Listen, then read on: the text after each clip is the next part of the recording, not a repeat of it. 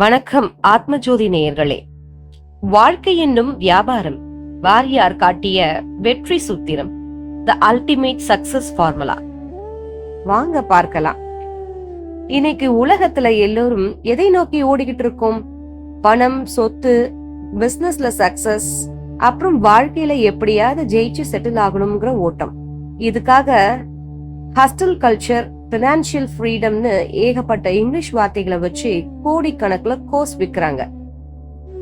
ஆனா எந்த பிசினஸ் ஸ்கூலுக்கும் போகாம வாழ்க்கைங்கிற வியாபாரத்துல நஷ்டமே இல்லாம எப்படி லாபம் சம்பாதிக்கணும், மனசை எப்படி நிம்மதியா வச்சுக்கணும்னு நம்ம வாரியார் சுவாமிகள் அன்னைக்கே மேடைகள்ல அக்கு வேறு ஆணி வேறாக பிரித்து சொல்லியிருக்கிறார்கள்.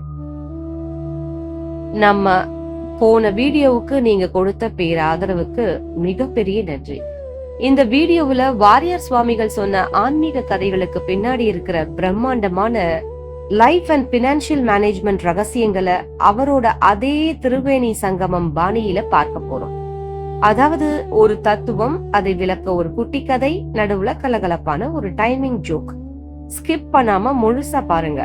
உங்க வாழ்க்கையோட பார்வையை இது மாத்தும்னு நான் நம்புறேன். முதலாவது தத்துவம், பணத்தை எப்படி கையாளணும். இன்னைக்கு கிரெடிட் கார்டு, இஎம்ஐ கலாச்சாரத்துல சிக்கி வர சம்பளத்தை விட அதிகமா செலவு பண்ணி மிடில் கிளாஸ் மக்கள் தவிக்கிறாங்க. இதுக்கு வாரியார் சுவாமிகள் அன்னைக்கே சொன்ன ஒரு தத்துவம் என்ன தெரியுமோ? ஏன்பா, சம்பாதிக்கிறது பெருசு இல்ல, அதை எப்படி சேமிக்கிறோம்ங்கிறது தான் முக்கியம் அப்படின்னாரு. வரவுக்கு மிஞ்சி செலவு செய்யறவன் தனக்குத்தானே குழி தோண்டிக்கிறான்னு. ஒரு ஊர்ல ஒரு பெரிய பணக்காரர் இருந்தாராம்.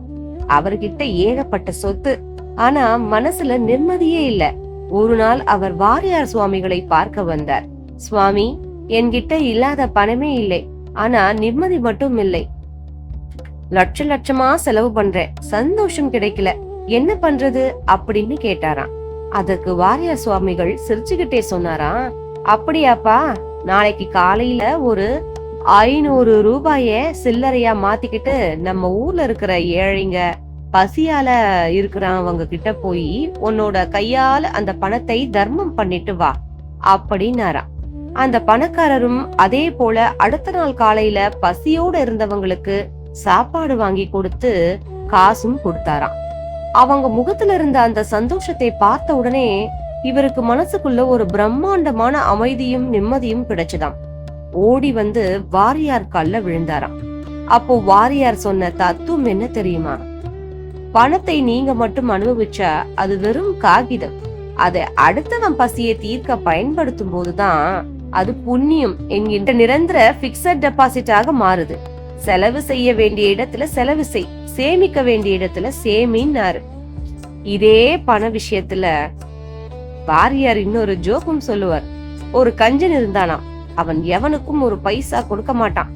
ஒரு நாள் அவன் ஆத்துல குளிக்கும் போது ஆத்து வெள்ளம் அவனை இழுத்துக்கிட்டு போயிடுச்சான். கரையில இருந்தவங்க, யோ உன் கையை கொடு, கையை கொடு, நான் இழுக்கிறேன்னு கத்துறாங்களாம். ஆனா அந்த கஞ்சன் கையை கொடுக்கவே மாட்டானாம், வெள்ளத்துல போயிட்டே இருக்கான்.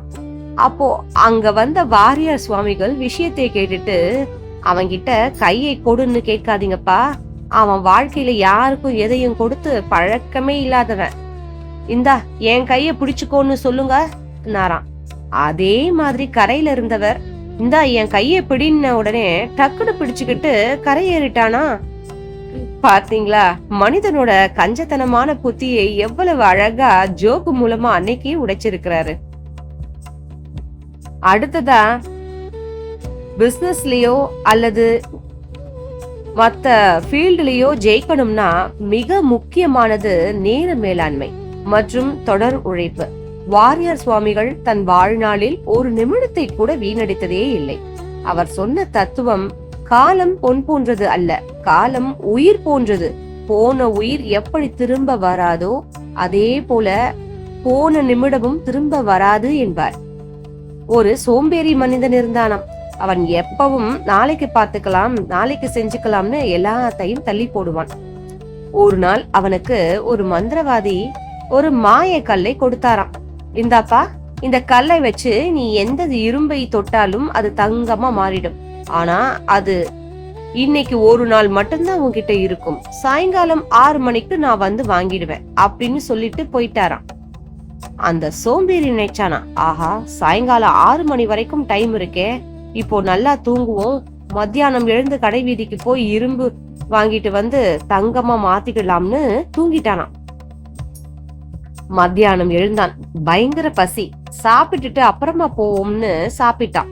சாப்பிட்ட உடனே மறுபடியும் ஒரு தூக்கம் வந்துடுச்சு. திடீர்னு கண் விழிச்சு பார்க்கும்போது மணி 5:45. பதறி அடிச்சுக்கிட்டு கடை வீதிக்கு ஓடுறான் இரும்பு வாங்க. ஆனா வழியிலேயே அந்த மந்திரவாதி எதிரே வந்து, மணி 6 ஆகிடுச்சு, கல்லை கொடுன்னு வாங்கிட்டு போயிட்டாராம். அவன் கையில் ஒரு குண்டு மணி தங்கம் கூட இல்லாம சோம்பேறியாகவே நின்னானாம். இதை சொல்லி வாரியார் சுவாமிகள் மேடையில் ஒரு வார்த்தை சொல்லுவார். மனித வாழ்க்கைங்கிறது அந்த மந்திரக்கல் மாதிரிதான். காலம் நமக்கு கொடுத்திருக்கிற அரிய வாய்ப்பு அது. அதை நாளைக்கு பார்த்துக்கலாம்னு தள்ளி போடுறவங்க வாழ்க்கையில ஒருபோதும் ஜெயிக்க முடியாது. இன்னைக்கு இருக்கிற இளைஞர்களுக்கு இதைவிட ஒரு டைம் மேனேஜ்மெண்ட் பாடம் தேவையா என்ன சொல்லுங்க. 3வது விஷயம், பிசினஸோ வேலையோ குடும்பமோ சுற்றி இருக்கும் மனிதர்களை உறவுகளை எப்படி கையாள்வது? வாரியார் சுவாமிகள் சொன்ன தத்துவம் என்ன தெரியுமா? அன்பால் மட்டுமே மனித மனங்களை வெல்ல முடியும். அதிகாரத்தாலோ பணத்தாலோ தற்காலிகமாக பணிய வைக்கலாமே தவிர நிரந்தரமாக ஆள முடியாது. ஒரு ஆற்றின் கரையில் ஒரு பெரிய ஆலமரம் இருந்ததாம். அந்த ஆலமரத்துல ஒரு காகம் கூடு கட்டி வாழ்ந்து வந்தது. அதே மரத்தடியில் ஒரு பெரிய நாகப்பாம்பும் இருந்தது. அந்த பாம்பு காகம் முட்டை இடும் போதெல்லாம் வந்து அந்த முட்டைகளை குடித்து விட்டு போய்விடுமாம். காகத்துக்கு பயங்கர கோபம் மற்றும் அழுகை. அந்த பாம்பை பழிவாங்க நினைச்சுதாம். ஆனா பாம்பு ரொம்ப பலசாலி, காகம் சிறிய பறவை. ஒரு நாள் அந்த நாட்டு இளவரசி ஆற்றில் குளிப்பதற்காக தன் வைர மாலையை கரையில் கழட்டி வச்சிருந்தாங்க. அதை கவனிச்ச காகம் டக்குன்னு பறந்து போய் அந்த வைர மாலையை தன் அழகால கவி கொண்டு வந்தது. அரசரின் காவலர்கள் காகத்தை துரத்தி கொண்டு ஓடி வந்தாங்க. காகம் நேரா வந்து அந்த வைர மாலையை பாம்பு இருக்கிற புத்துக்குள்ள போட்டுடுச்சு.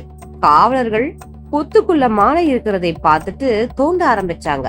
அப்போ பாம்பு வெளியே வந்து சீறின உடனே காவலர்கள் அதை அடிச்சு கொன்னுட்டு மாலையை எடுத்துக்கிட்டு போயிட்டாங்க. காகம் புத்திசாலித்தனமாக பலசாலியான பாம்பை அதைவிட பலசாலியான ராஜா வீட்டு காவலர்களை வச்சு அழிச்சது. இதை சொல்லிட்டு வாரியார் சுவாமிகள் ஒரு ட்விஸ்ட் வைப்பார். ஏம்பா, இந்த கதையில காகம் செஞ்சது புத்திசாலித்தனம்னு நினைக்கிறீங்களா?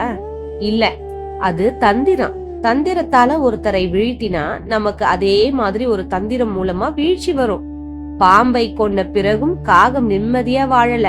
காவலர்கள் எப்போ வருவாங்களோன்னு பயந்துட்டே தான் இருந்துச்சு. ஆனா இதே காகம் அந்த பாம்பு கிட்ட அன்பா நடந்துக்க முயற்சி பண்ணியிருந்தா அதுதான் உண்மையான மனிதநேயம். நம்மை வெறுப்பவர்களையும் அன்பால் மாற்ற முயற்சிப்பதுதான் உயர்ந்த குணம். கணவன் மனைவி சண்டையை பத்தி வாரியார் மேடைகள்ல அடிக்கிற ஜோக்கு ரொம்பவே பிரபலம்.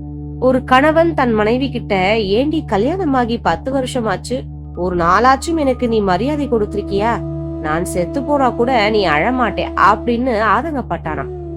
அதுக்கு அந்த அம்மா சொன்னாங்களாம், ஏனாங்க இப்படி பேசிட்டீங்க, நீங்க வேணா செத்து பாருங்க, நான் எவ்வளவு அழுறேன்னு உங்களுக்கே தெரியும் அப்படின்னாங்களாம்.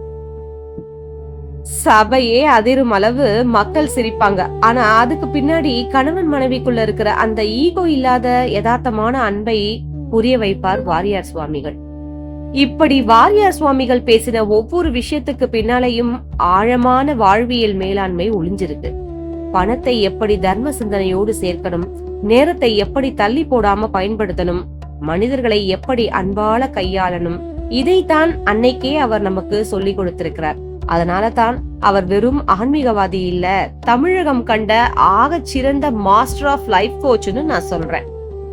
நண்பர்களே, வாழ்க்கை என்னும் வியாபாரத்துல நாம நஷ்டப்படாம இருக்கணும்னா வாரியார் சுவாமிகள் சொன்ன இந்த 3 சூத்திரங்களை மனசுல வச்சுப்போம்.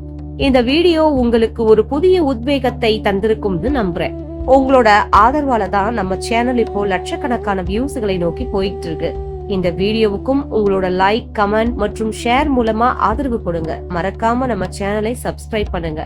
நன்றி, வணக்கம்.